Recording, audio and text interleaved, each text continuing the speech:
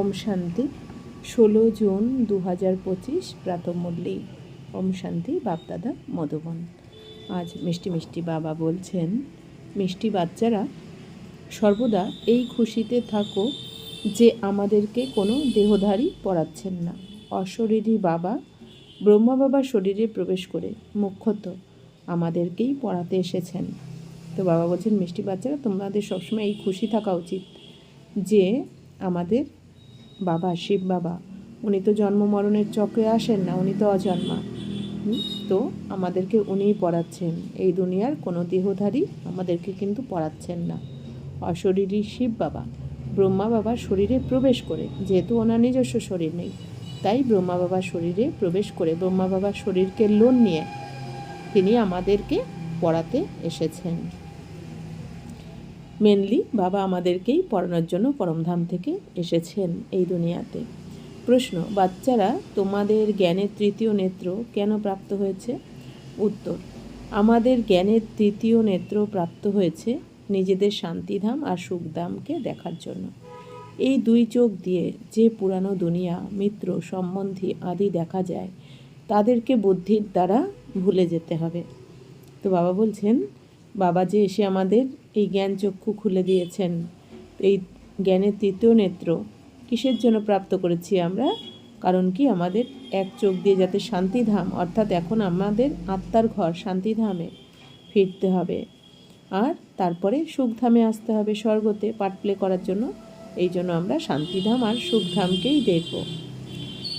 এই দু চোখ দিয়ে বাবা বলছেন, এখন তোমরা এই দেহ আর দেহের দুনিয়ার মিত্র সম্বন্ধী তাদেরকে এখন ভুলতে থাকো মন বুদ্ধির দ্বারা। অর্থাৎ কি, এতদিন যে আমরা ফেসেছিলাম, আমার মা বাবা ভাই বোন স্বামী সন্তান, বাবা বলছেন থাকো সবার সাথে, সবার সেবাও করো, ভালোবাসো, কিন্তু পাঠধারী আত্মাকে ভালোবাসো, শরীরকে নয়। এতদিন তো আমরা ভুল করেছি, শরীরকে ভালোবেসেছি। আর বাবা বলছেন, তোমরা যে শরীরকে ভালোবেসেছো সেটা তো মোহ, সেটা তো ভালোবাসা নয়। ভালোবাসা তো হয়ই আত্মার সাথে আত্মার। তাই বাবা বলছেন কি, এখন এই যে ফেসে রয়েছে তোমরা দেহধারীদেরকে দেখে, তো সেটা মন বুদ্ধির দ্বারাই দেহকে ভুলে আত্মাকে দেখো।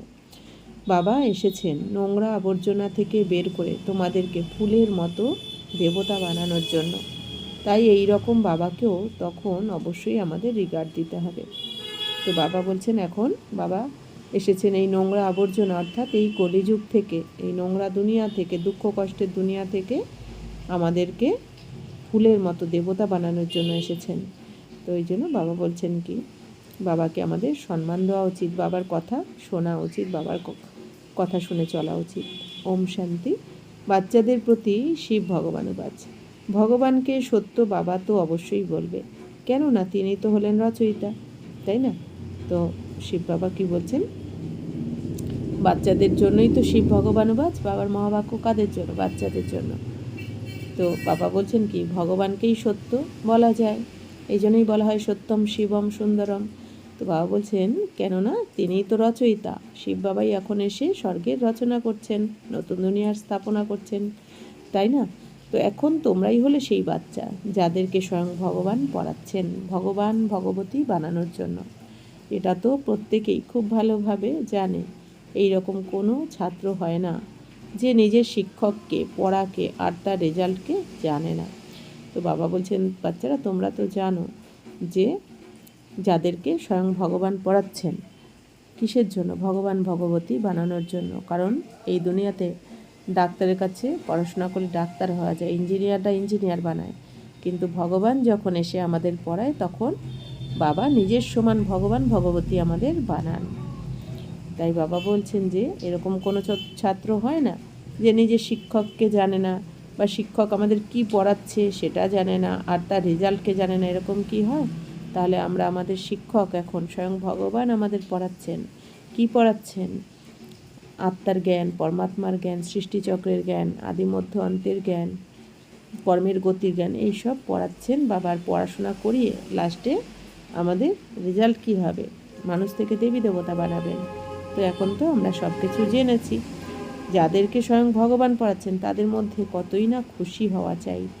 এই খুশি স্থায়ী কেন থাকে না? তো বাবা বলছেন যে পুরো দুনিয়া, সম্পূর্ণ দুনিয়া যাকে এক ঝলক দেখতে চায়, যাকে খুঁজে বেড়াচ্ছে, ধাক্কা খাচ্ছে, যাকে এক ঝলক দেখার জন্য, সেই ভগবান এসে আমাদেরকে পড়াচ্ছেন, তাহলে কত স্থায়ী খুশি থাকা উচিত। কিন্তু বাবা বলছেন, কেন থাকে না তোমাদের সেই খুশি? তোমরা এখন জেনে গেছো যে আমরা হলাম ভগবানের সন্তান, তিনি আমাদেরকে পড়াচ্ছেন, তিনিই হলেন জ্ঞানের সাগর। তো বাবা বলছেন কি, আমরা তো পরমপিতা পরমাত্মার এখন সন্তান হয়েছি, ঈশ্বরীয় জন্ম এটা আমাদের। আর আমাদের পরমাত্মা শিব বাবাই হলেন জ্ঞানের সাগর, সুখের সাগর, শান্তির সাগর। তো তোমরা এখন শিব বাবার সামনেই বসে আছো, আর তাদের সাথে পরমাত্মার এখন মিলন করতে এসেছেন, এটা ভুলে যেও না। তো এখন সঙ্গম যুগ, আর সঙ্গম মানেই কি? মিলন। কার মিলন? আত্মার সাথে পরমাত্মার মিলন। এই জন্য শিখদেরও ধর্মগ্রন্থে কী লেখা রয়েছে যে आत्मा परमात्मा अलग रहे बहुकाल, সুন্দর মেলা কর দিয়া জব সদ্গুরু মিলা দালাল। তো এখন সেই সময় আমাদের আত্মার সাথে পরমাত্মার মিলন হয়েছে, কিন্তু মায়ামণি যে ভুলিয়ে দেয়, না হলে তো সেই নেশা থাকা চাই যে ভগবান আমাদেরকে পড়াচ্ছেন। তো বাবা বলছেন কি, যে মায়া তোমাদের ভুলিয়ে দেয় যে ভগবানের কাছে তোমরা পড়াশোনা করছো, সেই জন্যই মায়া, অর্থাৎ তোমাদের দেহভান, তোমাদের কমজোরি। তো এই জন্য বাবা বলছেন কি, তোমাদের সেই নেশা থাকা চাই যে আমাদের এখন ভগবান পড়াচ্ছেন, তার স্মরণে থাকতে হবে। কিন্তু এখানে তো এমন কয়েকজন আছে যারা একদমই ভুলে যায়, কিছুই মনে রাখতে পারে না। ভগবান স্বয়ং বলছেন যে অনেক বাচ্চাই এটা ভুলে যায়, না হলে তো সেই খুশি স্থায়ী থাকবে, তাই না? তো বাবা বলছেন কি, তোমাদের মধ্যে অনেক বাচ্চা ভুলে যায় যে কে পড়াচ্ছেন আমাদের, এই জন্য তোমাদের স্থায়ী খুশি থাকে না। তোমরা কেবলমাত্র শান্তিধাম আর সুখধামকে স্মরণ করো, এটা হলো দুঃখধাম, নোংরা, ছিছি দুনিয়া। তোমরা জেনেছো যে ভারত একসময় স্বর্গ ছিল, এখন নরক হয়ে গেছে। বাবা এসে পুনরায় ফুল বানাচ্ছেন। তো বাবা বলছেন কি, তোমরা তো এখন শান্তিধাম আর সুখধামকে স্মরণ করো, যেখানে তোমাদের যেতে হবে, যেটা তোমাদের এখন ভবিষ্যতে যেতে হবে। এটা তো দুঃখধাম, এই দুঃখধাম তো এখন সমাপ্ত হয়ে যাবে, নোংরা ছিছি দুনিয়া, এখানে সবাই দুঃখী এই দুনিয়াতে। তা বাবা বলছেন যে তোমরা এখন জেনে গেছো যে ভারত একসময় স্বর্গ ছিল, এখন সেটা নরকে পরিণত হয়েছে। তো সেই স্বর্গই বাবা আবার স্থাপনা করছেন, আর আমাদেরকে সেখানে বাবা ফুল বানিয়ে, অর্থাৎ দেবী দেবতা বানিয়ে পাঠিয়ে দেবেন। আর স্বর্গে বাবা বলছেন কি, তোমরা সেখানে 21 জন্মের জন্য সুখ প্রাপ্ত করবে। আর এই সুখ প্রাপ্ত করার জন্যই, স্বর্গে যাওয়ার জন্যই 21 জন্মের জন্য সুখ প্রাপ্ত করার জন্যই বাবা এখন তোমাদেরকে পড়াচ্ছেন। তো বাবা বলছেন, জ্ঞানে আসার পূর্বে এটা আমাদের জানা ছিল না যে আমরাই স্বর্গবাসী ছিলাম। এখন বাবা বলছেন যে তোমরাই রাজত্ব করেছিলে, দাপর যুগে রাবণ তোমাদের থেকে রাজত্ব ছিনিয়ে নেয়, তোমরাই অনেক সুখ ভোগ করেছিলে। পুনরায় 84 জন্ম গ্রহণ করতে করতে সিঁড়ি বেয়ে নিচের দিকে নেমে এসেছো। তো বাবা বলছেন যে তোমরা এই জ্ঞান মার্গে আসার আগে তোমরা জানতে না যে তোমরাই স্বর্গবাসী ছিলে, তোমরাই স্বর্গের দেবী দেবতা ছিলে, আদি সনাতন দেবী দেবতা ধর্মের তোমরাই ছিলে। তো এখন বাবা বলছেন কি, তোমরাই রাজত্ব করতে আগে, কিন্তু দাপর যুগে এসে যখন তোমরা দেহভানে এসে গেলে, তখন এই রাবণ বা মায়া বা পাঁচ বিকার তোমাদের রাজত্ব ছিনিয়ে নেয়। তো বাবা বলছেন তোমরাই সব থেকে বেশি সুখ ভোগ করেছিলে, আর পুনরায় 84 জন্ম গ্রহণ করতে করতে এই সিঁড়ি বেয়ে, অর্থাৎ কি স্বর্গ থেকে নরকে এসে পৌঁছেছ। সত্য, ত্রেতা, দাপর, কলি, এখন কলিযুগ, ঘোর কলিতে এসে পৌঁছেছ। এটা হলোই ছিছি নোংরা দুনিয়া, এখানে সব মানুষই দুঃখী হয়ে গেছে। তো বাবা বলছেন এখানে টাকা পয়সা যতই থাক না কেন সবাই দুঃখী। অনেকেই তো অনাহারে থেকে শরীর ত্যাগ করে, এখানে বিন্দুমাত্র সুখ নেই। তো বাবা বলছেন তোমাদের কত সুন্দর দুনিয়া ছিল, যেখানে দুঃখের নাম নিশানা ছিল না, আর এখানে তো অনাহারে থেকেও শরীর ত্যাগ করে, তো বিন্দুমাত্র সুখ নেই। হয়তো বা কয়েকজন ধনবান আছে, কিন্তু এই অল্পক্ষণের সুখ হলো কাকবিষ্টার সমান। তো বাবা বলছেন এই দুনিয়াতে কয়েকজন হয়তো ধনবান আছে, কিন্তু ধনবান হওয়া সত্ত্বেও তাদেরও সম্পূর্ণ সুখ নেই, অল্পক্ষণের সুখ, অর্থাৎ কাকবিষ্টার সমান, অর্থাৎ কাকের পটি যেইটুখানি হয়। তো বাবা বলছেন কি ওইটুখানি সুখ রয়েছে সবার। এটাকে বলাই হয় বিষয় বৈতরণী নদী। স্বর্গতে তো তোমরা অনেক সুখে থাকবে। তো বাবা বলছেন এই নরকই হচ্ছে বিষয় বৈতরণী নদী। গরুর পুরাণে যে বিষয় বৈতরণী নদী দেখানো হয়েছে, যে পাপ করলে বা তোমাদের সাজা পেতে হবে, বিষয় বৈতরণী নদীতে সাজা পেয়ে তোমাদের স্বর্গে যেতে হবে। বিষয় বৈতরণী নদীতে দেখানো হয়েছে যে অনেক সাপ, বিচ্ছু, মাগুর মাছ, পোকামাকড়, বিষাক্ত এইসব রয়েছে। তো কেউ পাপ করে মারা গেলে তো তাদেরকে ওই পোকামাকড় দংশন করে। তো এসব গরুড় পুরাণে বাবা বলছেন কি অনেক কথা রয়েছে, কিন্তু আসলে ওরকম কোনো বিষয় বৈতরণী নদী হয় না। বিষয় বৈতরণী নদী তো এই কলিযুগ, এখানেই তো কত দুঃখ কষ্ট, এখানেই তো এক একজন এত কষ্টে থাকে যেন মনে হয় পোকামাকড় দংশন করলে যেমন কষ্ট, তো এই দুনিয়াতেও তো সেরকমই কষ্ট। তো বাবা বলছেন কি বিষয় বৈতরণী নদী তো এইটাই।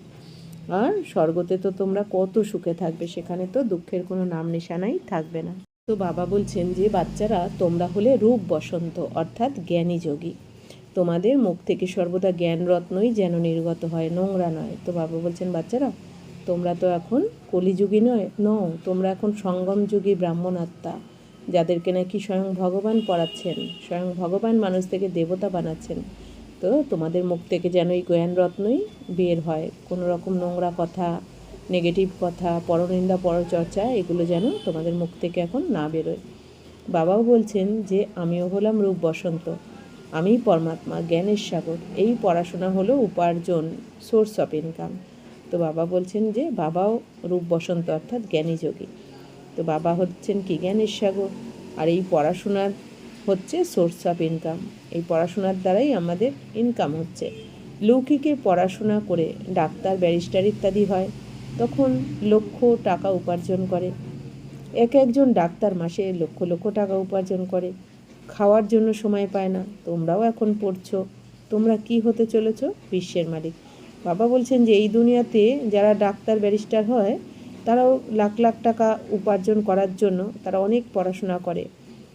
আর একজন ডাক্তার মাসে লক্ষ লক্ষ টাকা উপার্জন করতে গিয়ে হয়তো খাওয়ারও সময় পায় না, ঘুমেরও সময় পায় না।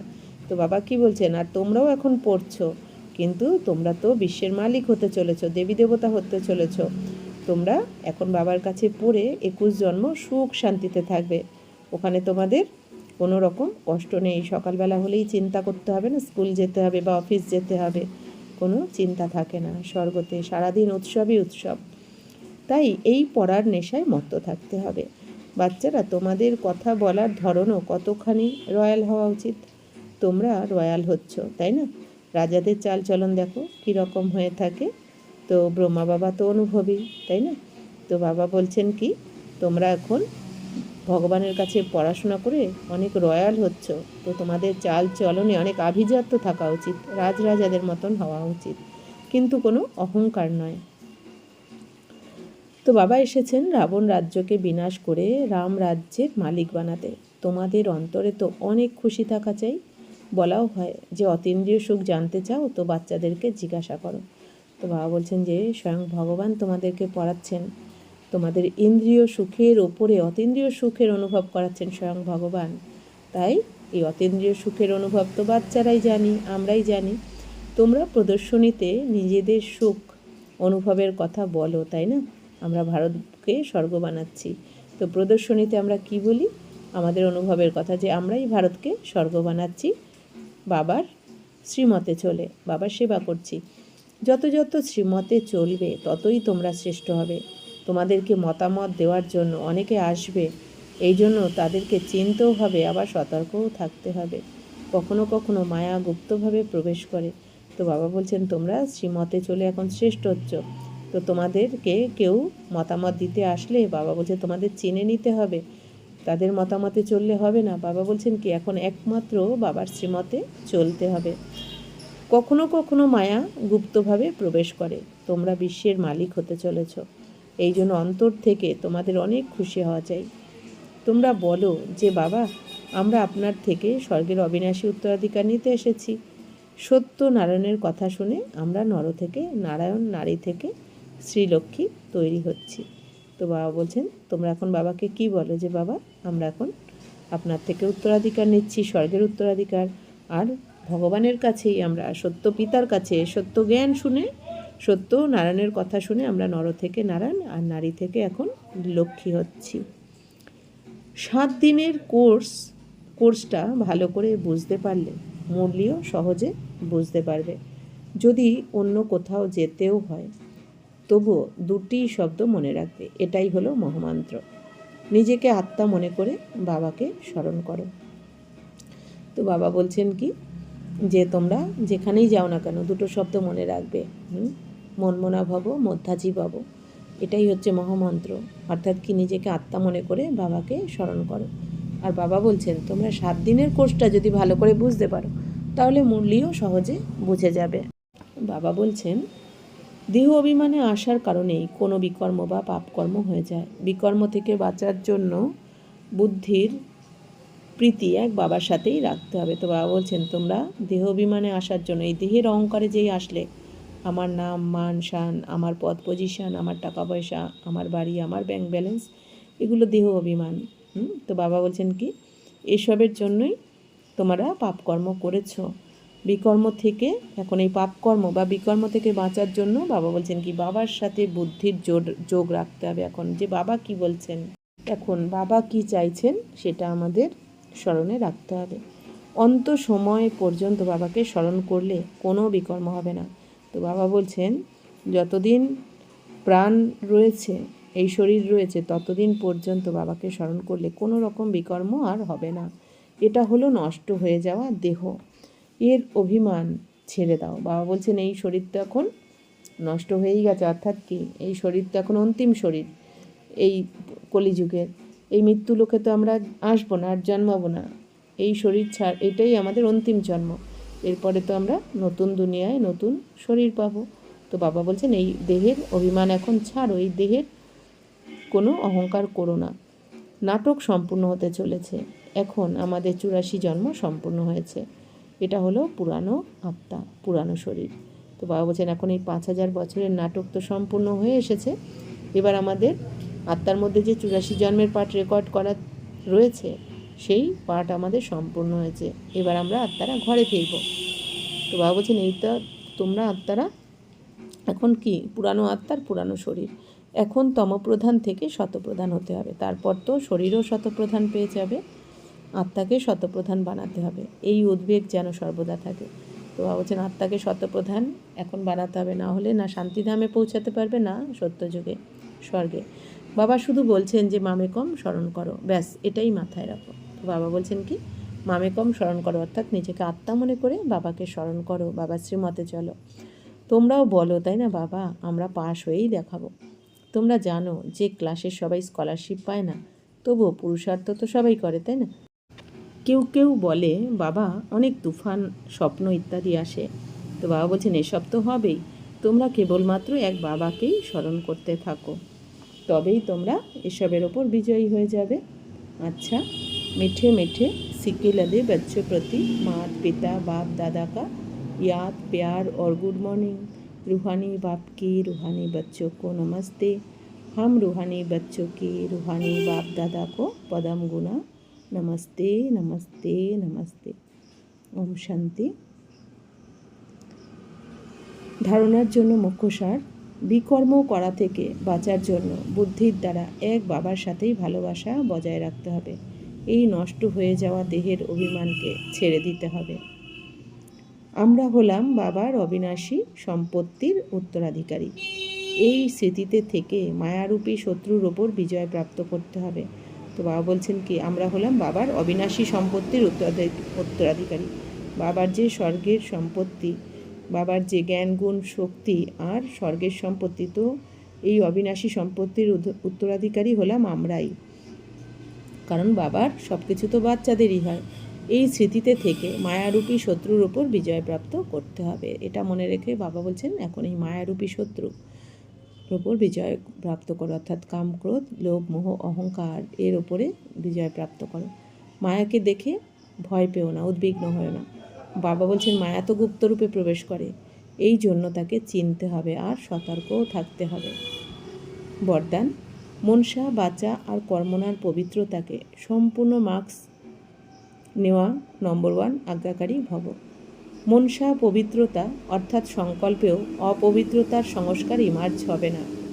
তো বাবা বলছেন তোমাদের মনে সংকল্পতেও পবিত্রতা অর্থাৎ সংকল্প তো অপবিত্রতার সংস্কার যেন ইমার্জ না হয়, অর্থাৎ কোনো রকম অপবিত্র সংকল্প যেন আমাদের মনে না আসে। সদা আত্মিক স্বরূপ, অর্থাৎ ভাই ভাইয়ের শ্রেষ্ঠ স্মৃতি থাকবে। তো সবসময় আত্মিক স্বরূপে নিজেকেও আত্মা মনে করতে হবে, আর আমাদের সমস্ত যারা কাছে আমাদের সাথে রয়েছে তো তাদেরকেও মনে রাখতে হবে কি এরাও আত্মা, পাঠধারী আত্মা সবাই, এরা আমরা আত্মারা এক পিতার সন্তান ভাই ভাই, এই স্মৃতি যেন মনে থাকে। বাঁচাতে সদা সত্যতার মধুরতা থাকবে, কর্মনাতে সদা নম্রতা, সন্তুষ্টতা আর হর্ষিত মুখতা থাকবে। তো বাবা বলছেন তোমাদের বাণীতে সবসময় সত্যতা থাকবে, কোনো রকম মিথ্যা যেন না হয়, আর মধুর হবে, আমাদের বাণী সবসময় মিষ্টি মধুর হবে, যাতে কেউ দুঃখ না পায়, এমন কোনো কথা বলবো না যাতে কেউ দুঃখ পায়। আর কর্ম কীরম হবে? নম্র, কোনো রকম উগ্রতা যেন আমাদের কর্মে না থাকে।